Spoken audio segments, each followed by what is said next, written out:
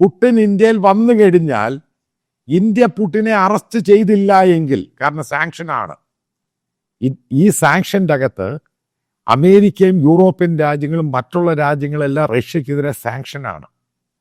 Putin ഇവിടെ വന്നിട്ട്, അതായത് ഇൻവൈറ്റ് ചെയ്തിട്ട് പ്രധാനമന്ത്രിയുമായിട്ട് ഡിസ്കഷൻ നടത്തിയിട്ട് ആക്ഷൻ എടുത്തില്ല എങ്കിൽ ഈ അമേരിക്കയും യൂറോപ്യൻ രാജ്യങ്ങൾ ഇന്ത്യക്കെതിരെ സാങ്ഷൻ ഇമ്പോസ് ചെയ്യും.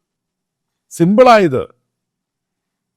എന്തുകൊണ്ടാണ് അലാസ്കയിൽ, അതായത് അമേരിക്കയിൽ പോയി പുടിൻ ഈ ട്രംപിനെ പോയി കണ്ടതിൻ്റെ കാര്യം നിങ്ങൾക്കറിയോ? വേറൊരു രാജ്യത്ത് പോയി കാണാൻ പറ്റത്തില്ല. ദുബായ് പറഞ്ഞു അവിടെ പറ്റത്തില്ല, കാരണം യൂറോപ്യൻ രാജ്യങ്ങൾ പുടിനെ, കാരണം ദുബായ് എന്ന് പറഞ്ഞാൽ അമേരിക്കയുടെ അലയൻസ് പാർട്ട്ണറാണ്. അതേപോലെ തന്നെ ഈ സൗദി അറേബ്യയും അത് റിഫ്യൂസ് ചെയ്തു. അതിനുശേഷമാണ് രണ്ടുപേരും കൂടെ തീരുമാനിച്ചിട്ട് അലാസ്കയിൽ വരാൻ തീരുമാനിക്കുന്നത്. അവസാനം പുടിനും വീണ്ടും ഈ സെലൻസ്കിയുമായിട്ടുള്ള അടുത്ത മീറ്റിംഗ് സ്വിറ്റ്സർലൻഡിലാണ്.